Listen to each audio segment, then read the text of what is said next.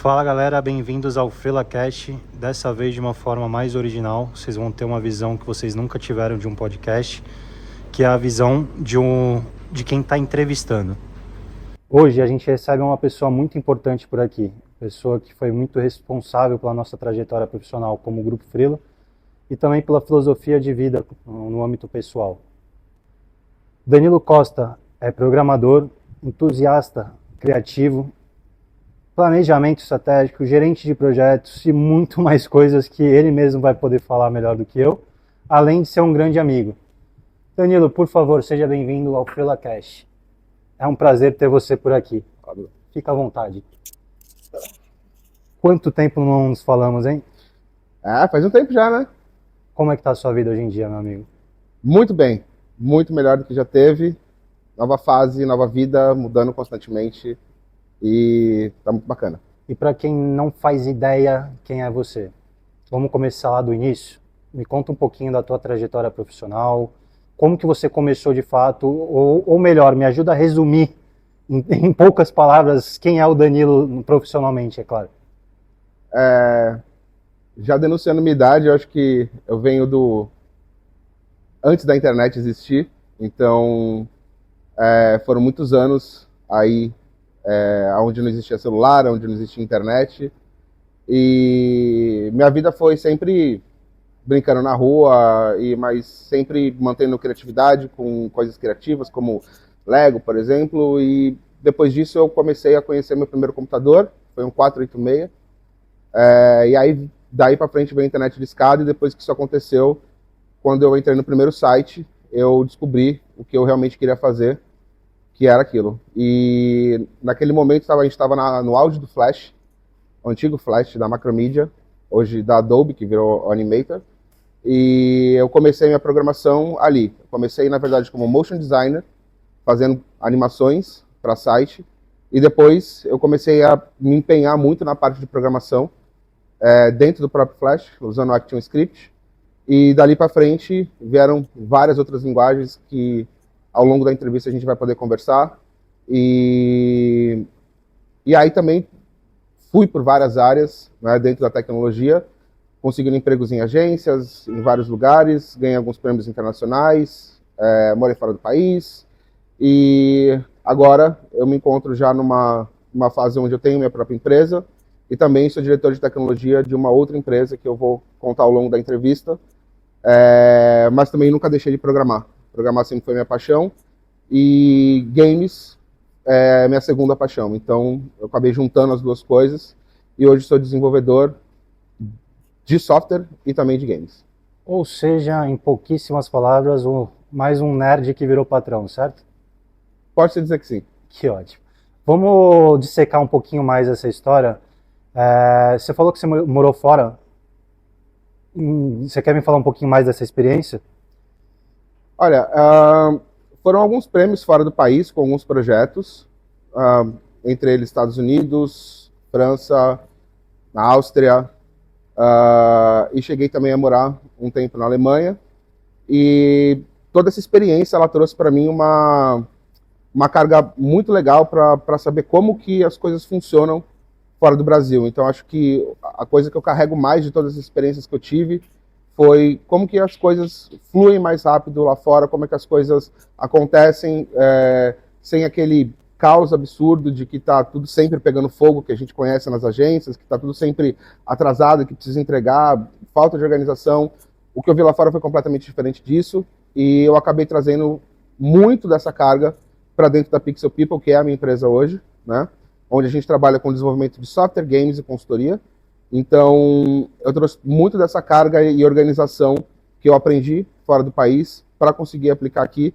E isso evitou com que eu caísse em grandes armadilhas no mercado. Aí já falando como empresário, evitou que eu caísse em grandes armadilhas no mercado, armadilhas contratuais e uma série de coisas, que eu fizesse as coisas muito bem amarradas e muito bem organizadas, como eu aprendi lá fora. A publicidade brasileira realmente é bem vista lá fora, como a gente acha que é? Em termos de criatividade, sim. Somos considerados bem criativos. É muito engraçado como a gente é considerado um povo muito caloroso, né? Então acho que isso daí é uma das coisas que eles têm muito da visão do brasileiro, né?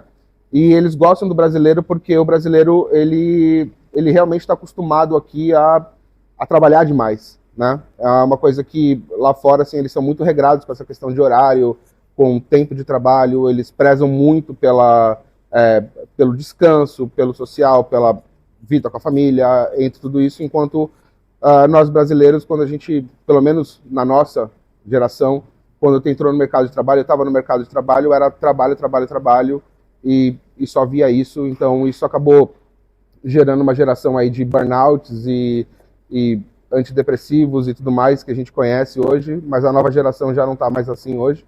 Então eu falo muito, né, da minha geração, da tua geração, Bruno também.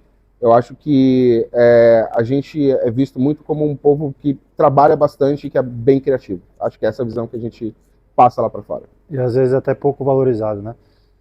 E às vezes, sim, pouco valorizado. Mas eu acho que o brasileiro encontra lá fora um conforto, né, do tipo de trabalho e da forma com que é trabalhado. É até um choque cultural, assim, com relação quando você entra numa empresa e você vê a forma com que eles trabalham e você vê como as coisas são organizadas e que, óbvio, existe um pouco de hora extra e tudo mais, mas não é uma coisa generalizada como é aqui no Brasil, né? Então, e uma coisa que me incomoda bastante, a gente até estava conversando sobre isso um pouco mais cedo, tanto de produto quanto de serviço, a gente aqui no Brasil acaba ficando muito atrasado em relação ao resto do mundo. Então, para você ter acesso a um produto que hoje está em alta na China, nos Estados Unidos ou na própria Europa, ou um serviço, por exemplo, não sei se você sabe ou está descobrindo hoje, eu descobri do ChatGPT 6 meses antes de qualquer pessoa que eu conheço aqui no Brasil por tua causa. Na época você estava na Alemanha, você me ligou por qualquer motivo que seja, e comentou sobre isso, sobre uma novidade que estava vindo aí na revolução como um todo no mundo das IAs, mas principalmente a começar pelo ChatGPT, e que eu deveria começar a explorar um pouco mais isso, que isso ia mudar completamente a minha profissão. Coisa de 4 meses até começarem a falar sobre isso no Brasil, e mais 2 meses até de fato a primeira pessoa que eu conheço no meu círculo social, profissional ou não, que teve acesso e começou a usar. Então, assim, é um limitador muito grande para a gente como profissional ou como pessoa ficar refém das coisas chegarem aqui no tempo que a gente precisa, sabe? Isso sempre me incomodou bastante e eu vi como o mercado freelancer como uma forma de abreviar essa distância e esse delay nas coisas do Brasil e Europa, principalmente, sabe? Eu acho que hoje essa barreira ela afinou mais, né? A gente já não está mais tão defasado assim como a gente já esteve. Principalmente aí a gente falando de grandes empresas que prestam serviços para fora, acabam também recebendo esse tipo de informação. Mas eu acho que hoje essa barreira, como eu falei, ela está realmente mais fina. Assim, a gente consegue hoje já ter acesso às coisas muito mais rápido, e agora com a chegada das AIs, eu acho que esse gap aí vai diminuir muito mais com relação ao que está surgindo lá fora para que todo mundo tenha acesso. O que está surgindo lá fora, Danilo? Me conta um pouquinho do futuro que a gente não sabe. O que está surgindo lá fora? Olha, eu acho que a gente está à mercê de vamos dizer assim, de uma próxima revolução industrial. Tá. Eu acho que o mercado ele ainda vai balançar muito. A gente ainda está no começo, só que a forma exponencial que isso cresce, ela até me assusta. Perto de quando a gente teve o primeiro contato com uma primeira AI até onde a gente tem hoje, a curva de aprendizado das AIs e a curva que isso tudo aconteceu, ela foi muito íngreme, assim, tipo, ela aconteceu muito rápido. Sim. Então, em poucos meses, a gente teve um ganho computacional enorme perto do que a gente tinha antes. Então, eu acho que esse mercado de trabalho, e eu falo mercado de trabalho como um todo, em todas as áreas, seja advocacia, seja publicidade, seja em termos de tecnologia, seja em termos de design, todas essas áreas, de alguma forma, elas vão ser impactadas, e já estão sendo impactadas diretamente pelas AIs. Eu acho que a primeira área que foi amplamente, como posso dizer, impactada pelas AIs foi a área de produção de conteúdo. Eu acho que quando os primeiros modelos de AI chegaram, eles já estavam muito bem treinados para conseguirem produzir conteúdos muito bons e eu tenho muitos amigos que perderam o emprego, de fato, por conta de a gente não precisar mais de tantos redatores para produzir textos, onde as AIs hoje elas já fornecem esses textos de forma, em segundos, a gente já tem grandes textos que seriam produzidos por pessoas. Então hoje a gente precisa de uma pessoa que vai revisar, vai tratar o texto, mas a gente já não precisa mais de um amplo time de redatores como as agências antigamente tinham. Então isso eu já vi acontecer, grandes amigos meus perderam o emprego por conta disso. Alguns deles até, foi uma conversa legal, porque alguns deles tentaram lutar contra essa questão da AI, então foi uma coisa que eu falei assim, não adianta você querer ir contra, porque isso é uma coisa que já é definido como futuro, como mercado. Seu morra, né?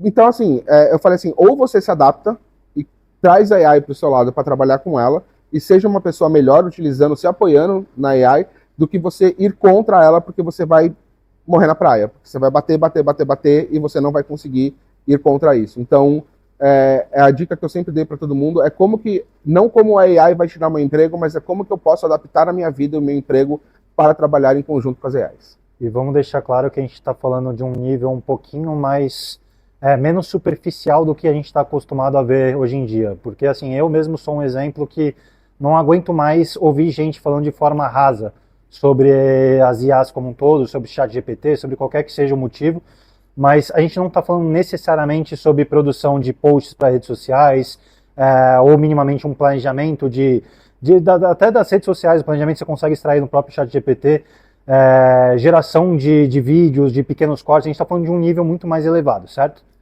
Sim, e a gente está falando, eu acho assim, isso aconteceu muito quando veio uma onda, um pouco antes da AI surgir, veio uma onda muito grande sobre os chatbots, então isso foi amplamente colocado no mercado e explorado no mercado, tanto que essa palavra ela cresceu demais. E hoje também a gente tem que tomar um pouquinho de cuidado quando a gente fala sobre inteligência artificial, porque tem muita gente utilizando o termo de inteligência artificial de uma maneira errada, né? Então, assim, hoje para você ter uma inteligência artificial, para você conseguir ter a sua própria inteligência artificial instalada no seu servidor, para que ela forneça conteúdo para você, e você não tenha que pagar por tokens de acesso ou qualquer coisa de AIs, que aí a gente está falando do ChatGPT, do Claude, do Gemini, do Llama. Então, assim, existem diversas AIs por aí. Então, é muito engraçado porque eu vejo as pessoas falando que isso aqui é uma AI, e quando você olha, na verdade, não tem nada a ver com uma AI. Então, o termo hoje está sendo amplamente utilizado porque está na boca do mercado. Então, isso é muito errado quando as pessoas falam sobre isso, sobre essa questão de que tudo é AI. Eu me lembro da fase onde tudo era chatbot, tudo que ia ser resolvido através de um chatbot. Eu acho que a gente ainda não está nesse nível ainda. Com relação às AIs, não é certo a gente falar sobre a OpenAI só como ChatGPT, né?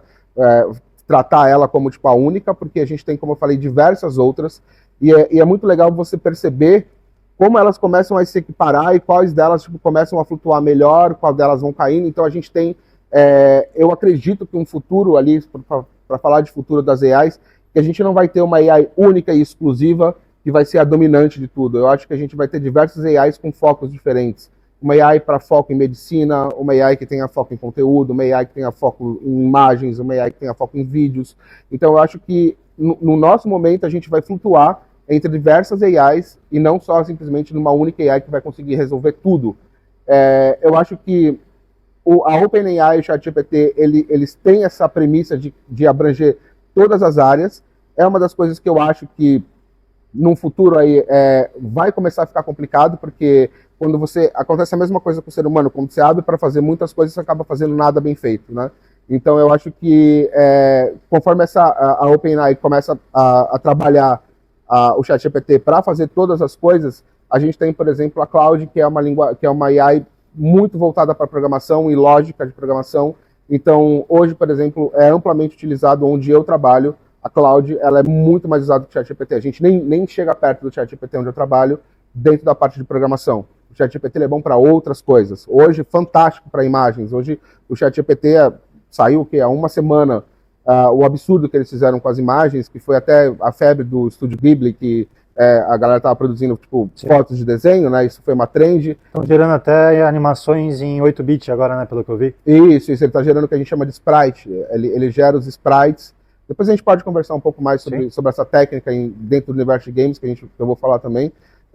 Mas eu acho que a gente tem uma AI para cada coisa. Eu acho que você, como profissional, tem que entender qual é a sua AI, aonde encaixa melhor no seu trabalho e não deixar de olhar para outros lados. Mas hoje, se você quiser ter uma AI própria, por exemplo, que você coloca no seu servidor, é a DeepSeek. Foi a única AI que eu consegui pegar o modelo e instalar no meu servidor e conseguir treinar uma AI só para o que eu queria. Então, o DeepSeek foi a única AI que veio aí para você instalar no seu computador. Tudo bem, ela veio da China e tudo mais. Ela tem uma série de limitações, mas foi a única AI que a gente conseguiu realmente pegar, instalar no servidor e falar assim, bom, isso aqui é nosso, a gente pode treinar ela do jeito que a gente quiser e não precisa pagar nada por isso. Eu queria voltar um pouquinho no resumo que você fez e entrar um pouco mais na parte de games. Eu sei que, além de ser um aficionado por games, você realmente manja de desenvolvimento de games e inclusive já ganhou premiações por conta disso. O quanto você quer me contar dessa história? Olha, sim, eu sempre fui um aficionado por games. Eu acho que desde a primeira época aí, meu primeiro videogame foi o Master System, então desde essa época de criança assim, eu sempre fui aficionado por isso. Acho que também foi uma porta para mim, pelo menos, para aprender inglês e também para entender sobre programação, ajudou bastante. Eu trabalhei muito tempo numa empresa onde a gente presenciou o lançamento do primeiro iPhone, que foi o primeiro smartphone aí com 100% de tela, com touchscreen e tudo mais. O mais perto que a gente tinha era um BlackBerry na época. Então, esse lançamento ele mudou completamente o mercado e mudou também tudo que a gente sabia sobre sites, por exemplo, porque, por exemplo, o Flash não rodava nele, né? Nessa época eu era gerente de projetos e não sabia o que fazer com as pessoas que a gente tinha, né, trabalhando em Flash, que eram muitas pessoas. E uma das ideias que eu tive foi transferir essas pessoas para dentro do universo de games. Eram ótimos animadores, ótimos programadores.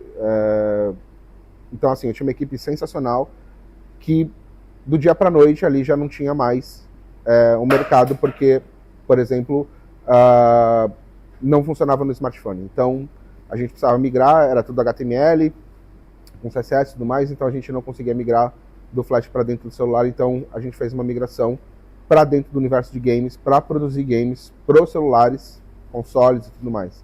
Então a primeira ferramenta que a gente utilizou foi o Unity 3D, e aí eu trouxe essas pessoas para dentro dessa área, onde elas começaram a aprender C#, que é uma linguagem que a Unity utiliza, e acabou que deu super certo, né?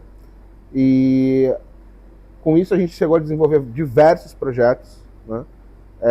Foi aí que surgiu um estúdio de games incubado dentro das empresas que eu trabalhava. E ali começou muito da minha carreira, ali entendendo como ser sócio, como ser dono do seu próprio negócio. Então, dali foram diversos games, foram muitos games com causa social, que foi muito legal isso, né? Trabalhar com essas causas sociais, tanto que até hoje eu ainda participo como jurados de diversos programas, alguns do Google e tudo mais, para pessoas que estão, para jovens que estão se iniciando na carreira de desenvolvimento e aprendendo programação através dos games.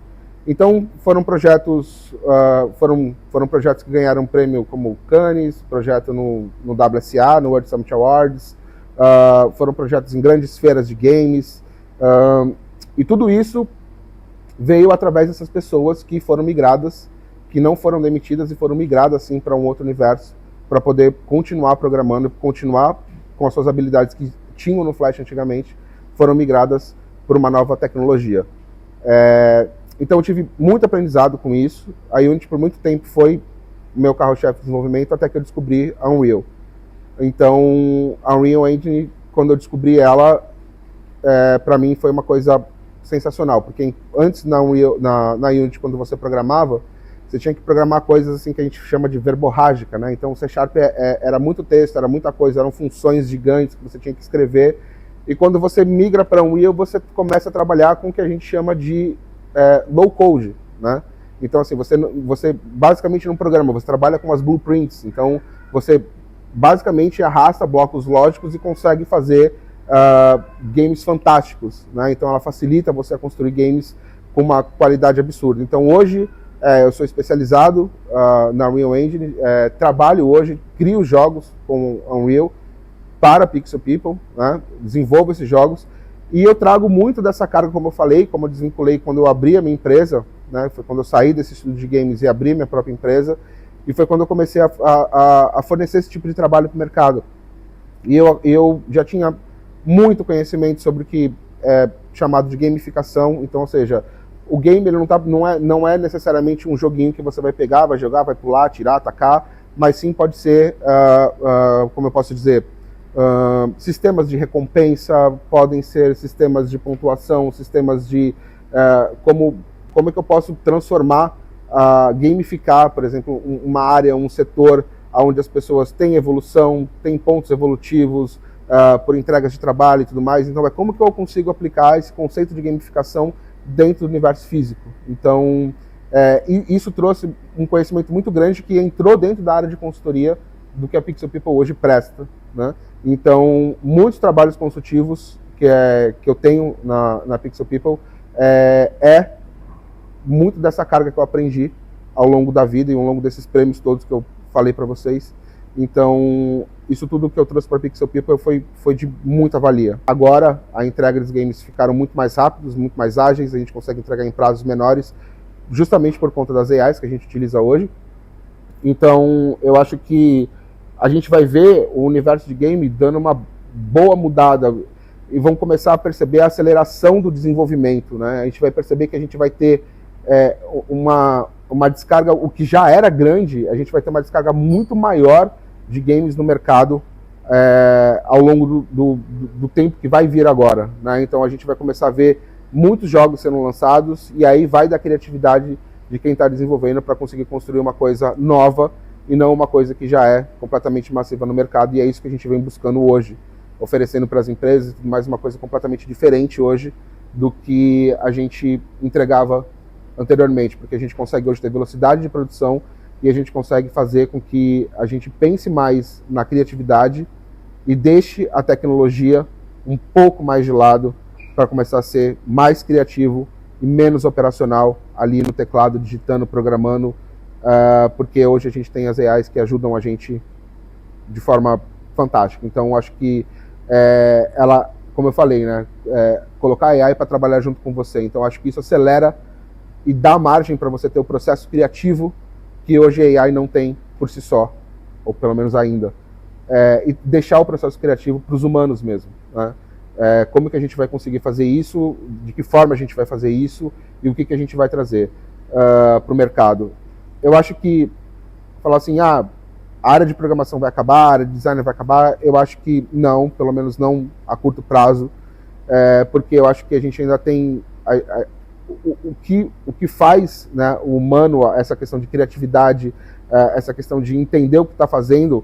Eu acho que para você conseguir usar AI para programar, você precisa ser um programador, porque você precisa saber o que você vai pedir, você precisa saber o que ela vai entregar, se está certo, se está errado. A gente vai ver uma curva muito grande aí de cybersecurity, porque a gente vai ter muitas falhas no mercado hoje, porque muitas pessoas que não têm noção de programação vão ter um acesso muito grande à programação, e aí você vai olhar e você vai ver que muitas das coisas que a AI entrega vão ter furos e vão ter margens para que sejam sites, sistemas sejam hackeados muito facilmente. Então já tem grandes empresas hoje, uma das grandes áreas que estão crescendo muito hoje é sobre segurança digital, porque para evitar justamente sobre isso, evitar que essas pessoas que utilizam as AIs de forma sem saber o que está fazendo, simplesmente pegar o código, copiar, colar e rodar e falar deu certo, tá tudo bem, sem conferir se isso tem uma brecha de segurança, alguma coisa. Então é uma área também que a Pixel People agora começa a abrir as portas para essa área, a gente começa a olhar um pouquinho mais para esse lado também agora, que eu acho que é um novo nicho de mercado que vem aí, sobre segurança digital. Porque, como eu falei, as pessoas vão começar a utilizar a AI sem saber o que estão fazendo, né? Então, por isso que eu acho que para você usar a AI como programação, você tem que ser um programador. Você tem que saber o que você está fazendo, né? Não é simplesmente pedir, olhar, entregar. E assim como eu falo também na parte de roteiro, na parte de design, não é simplesmente pedir e entregar, né? Eu já vi, por exemplo, cartazes de filmes com pessoas com 6 dedos na mão. Isso já aconteceu. Já tiveram casos que isso aconteceram porque não teve ninguém que revisou. Pediu para a AI criar e a AI tinha problemas muito grandes, no começo, pelo menos, para trabalhar com mãos, principalmente mãos. Eram pessoas com 3 dedos, com 6 dedos na mão. Então, e acabavam fazendo isso, colocando isso no mercado e sem ninguém conferir. Então, tiveram erros grotescos, assim, campanhas que tiveram erros grotescos porque simplesmente as pessoas foram obcecadas, demitiram todas as pessoas e falaram assim, não, a gente consegue criar hoje tudo pela AI. Não, você precisa de alguém para conferir, você precisa de alguém que tenha aquele lado humano, você precisa saber como fazer um prompt, como pedir para a AI para criar a coisa certa para você. Então, eu acho que o mercado de games, como você começou falando, ele vem diluído em toda essa trajetória, até onde eu falei para você agora, como a gente consegue hoje olhar mais para o lado criativo, de novo, colocando a AI do nosso lado e usar mais o nosso lado criativo e deixar um pouco dessa parte complexa de programação e tudo mais para a própria AI desenvolver, mas de novo, a gente precisa saber o que a gente está fazendo. Perfeito. O que acontece primeiro, a nova revolução das IAs ou o lançamento do novo GTA? Não, o GTA vem antes, espero. Mas eu acho que a gente ainda tem eu acho assim, vai ser rápido, a coisa vai mudar muito rápido, o mercado vai mudar muito rápido, as pessoas elas vão ter que se adaptar.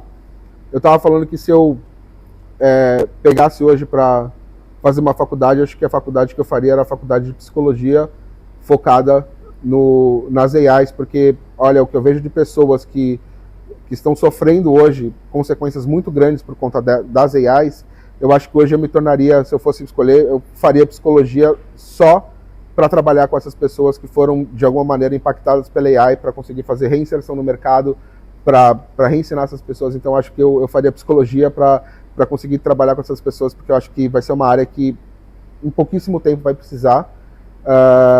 Mas, como eu falei, né, acho que a gente tem que se adaptar. Eu acho que não é o fim do mundo, não vai existir uma mega revolução, uma coisa a curto prazo. Eu acho que a gente tem que aprender a conviver com as AIs, a gente tem que entender, a gente ainda está longe de uma coisa, como eu posso dizer, Exterminador do Futuro, Skynet ou alguma coisa do gênero. Acho que a gente está ainda um pouquinho longe disso. Então eu acho que as pessoas precisam realmente olhar para isso. E eu espero que nesse meio tempo saia o GTA. Vamos lá. Quero conhecer mais sobre a Pixel People. O que ela vende? Como que eu posso achar? Olha, Bruno, nós somos uma empresa que a gente não pega muitos projetos. Se a gente pega 2 projetos consecutivos em paralelo, é muita coisa. A Pixel People hoje é uma empresa que ela desenvolve um projeto por vez. A gente não tem intenção nenhuma, isso já há alguns anos que ela existe, a gente não tem intenção nenhuma de fazer com que ela se torne uma agência com um monte de gente trabalhando, coisas do gênero. Eu acho que esse não é o foco da Pixel People. Eu acho que a Pixel People ela tem um foco em alguma coisa criativa, que sejam pessoas extremamente criativas, então a gente preza hoje muito pela criatividade, porque, como eu falei para você, hoje a gente pode escalar para AI muita parte do nosso trabalho árduo que antes acontecia. Então, a Pixel People hoje é uma empresa que a gente trabalha um projeto por vez. Tem a pixelpeople.com.br, quem quiser entrar. Só tem um formulário na página para entrar em contato com a gente. Então, muitas das coisas que a gente faz é pelo boca a boca, ou então a gente olha para uma empresa, a gente percebe uma deficiência e a gente vai atrás daquela empresa para oferecer uma solução. Então, acho que esse é o nosso viés de trabalho. A gente não fica à mercê de receber do que o mercado está pedindo, a gente recusa muito trabalho, porque a gente sabe que trabalhos que não vão compensar, a gente entende o perfil de quem está pedindo. Acho que você também, como dono de empresa, sabe o que é passar por isso. Você já sente quando o cliente é um mau cliente, quando já logo nos primeiros minutos de conversa, dependendo do que ele está pedindo para você fazer. Então, esse tipo de projeto a gente recusa, e recusa mesmo. E o que a gente faz hoje no mercado são trabalhos, ou é um game, ou é um software, ou é uma consultoria.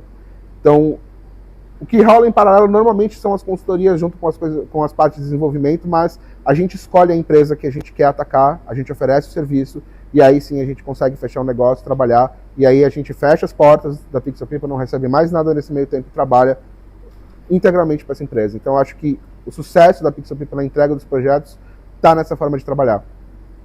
A gente sabe que isso não escala para ganhar muito dinheiro, mas como são poucas pessoas, o dinheiro, quando ele é feito, ele é um montante que satisfaz 3 pessoas trabalhando em conjunto. Então, eu acho que isso torna ela muito mais lucrativa para essas 3 pessoas que estão trabalhando ali. Então, eu acho que isso é uma parte, uma parte da Pixel People que eu acho que funciona, ou pelo menos que tem funcionado muito bem.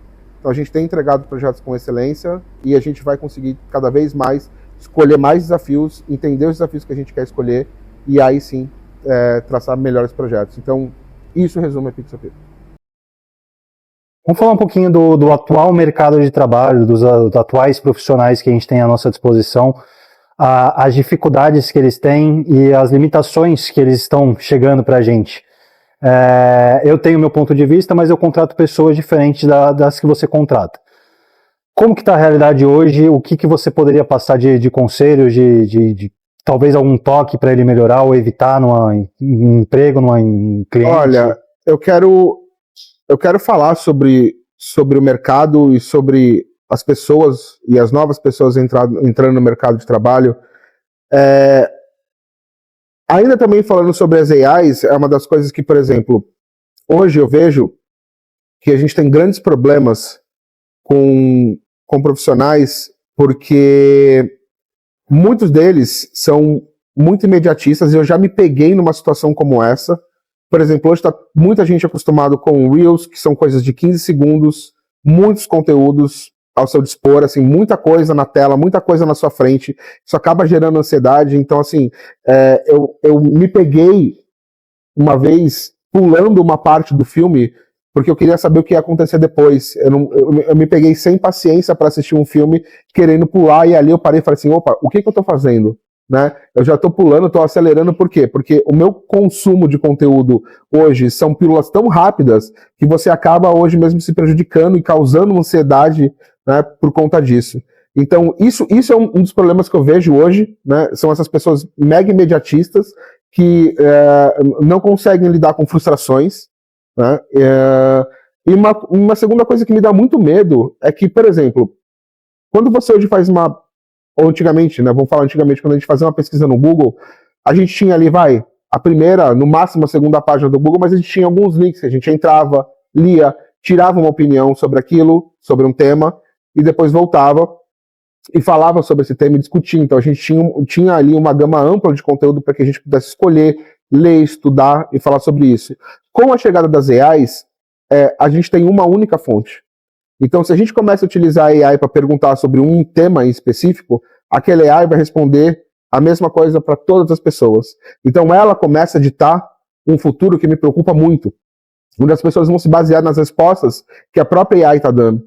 Então, assim, hoje a gente tem esse problema porque a gente vai olhar para pessoas que vão conversar exatamente sobre a mesma coisa, vão pesquisar no mesmo lugar, vão ter a mesma fonte de informação e vão ter o mesmo resultado, todos eles ao mesmo tempo. O que antes a gente formava caráter, estudava, dissertava e tinha um entendimento sobre alguma coisa, hoje a gente pergunta apenas para uma AI e ela responde para você, e aí você pega aquilo e utiliza aquilo como uma verdade absoluta. Então isso é muito perigoso. Isso me preocupa demais nas novas pessoas que estão hoje deixando de, por exemplo, utilizar o Google hoje para perguntar para qualquer AI sobre um tema específico e ela vai te devolver uma resposta sobre aquilo. Então, isso me dá muito medo, né?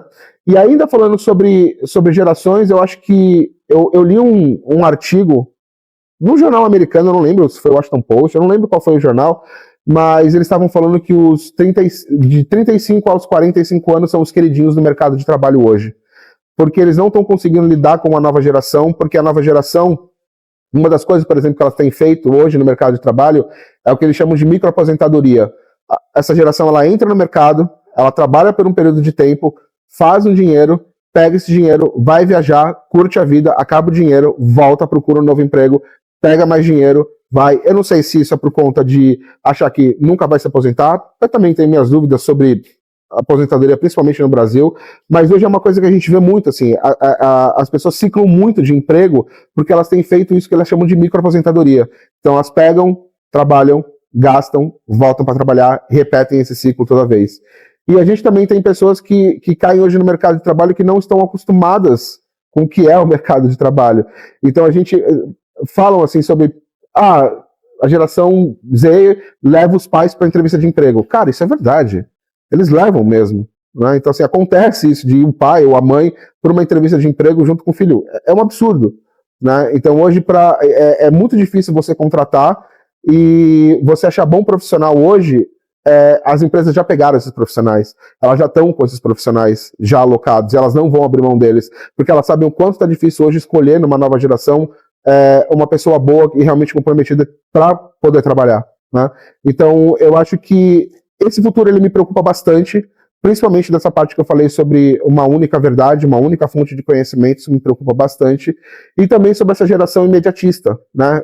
Que é tudo muito rápido, não quer assumir riscos, então ansiedade e tudo mais. Então acho que é uma geração hoje que é muito difícil da gente contratar. Eu já tive muita dificuldade para contratar alguns freelancers, porque tem alguns trabalhos que a gente precisa de mais pessoas, obviamente, então a gente acaba contratando alguns freelancers. Então eu não sei se você concorda com isso que eu estou falando, mas eu acho que essa é a minha visão quando eu olho para o mercado de trabalho hoje, na hora que eu vou contratar, principalmente se você for uma pessoa que está entrando agora no mercado de trabalho. Eu vejo muitas pessoas me pedindo oportunidade, mas eu vejo poucas pessoas realmente comprometidas em fazer alguma coisa. Já tem toda como eu posso dizer, a tranquilidade, entre aspas, de poder trabalhar em casa, de poder fazer seu horário. Nós da Pixel People, a gente trabalha com entrega, a gente não trabalha com horário. Então, quando a gente contrata alguém, a gente tem um deadline para aquilo ser entregue, a gente obviamente vai acompanhando, mas se ela quer trabalhar, independente de qualquer horário, onde for, na praia, em qualquer lugar, não tem problema nenhum, a gente não tem nenhum problema com relação a isso. A gente faz reunião. Às vezes, sim, o presencial ele é interessante para você juntar, trocar ideia, ele é interessante, mas não é uma coisa que eu acho que hoje, para a Pixel People, tá? Não estou falando para outras empresas. Hoje, para a Pixel People, o presencial, ele não se faz necessário, porque a gente tem interações, a gente troca, então eu acho que com esse pós-pandemia, com essa chegada do home office, a Pixel People se enquadrou muito nessa área, né? Então eu vejo que para a gente funcionou.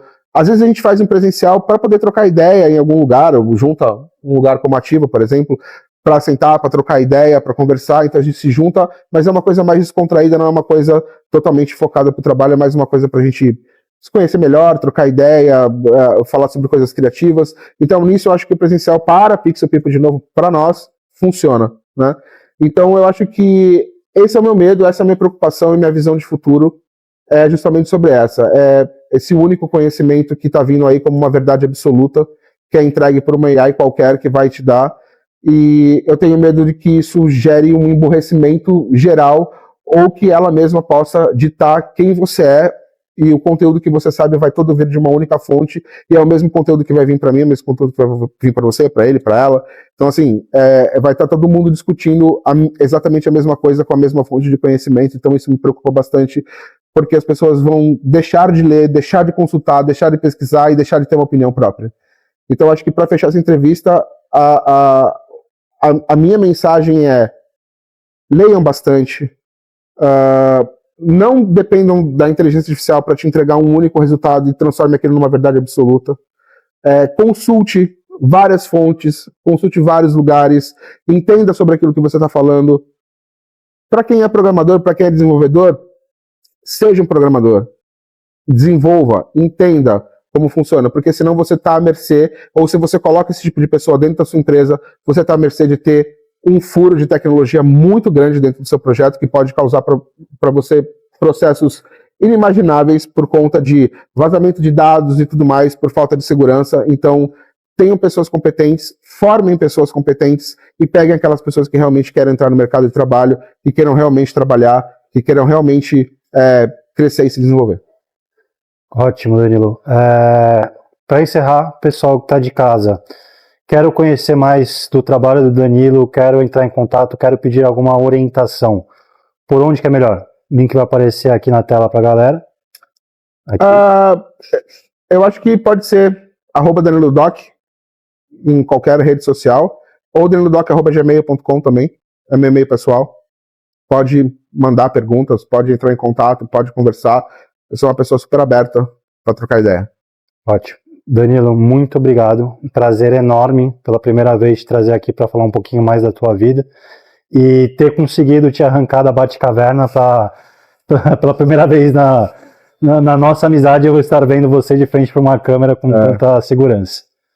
Então, eu te agradeço muito pela paciência, pela amizade de sempre. Eu que agradeço, Bruno. Muito obrigado. Esse foi mais um FrilaCast.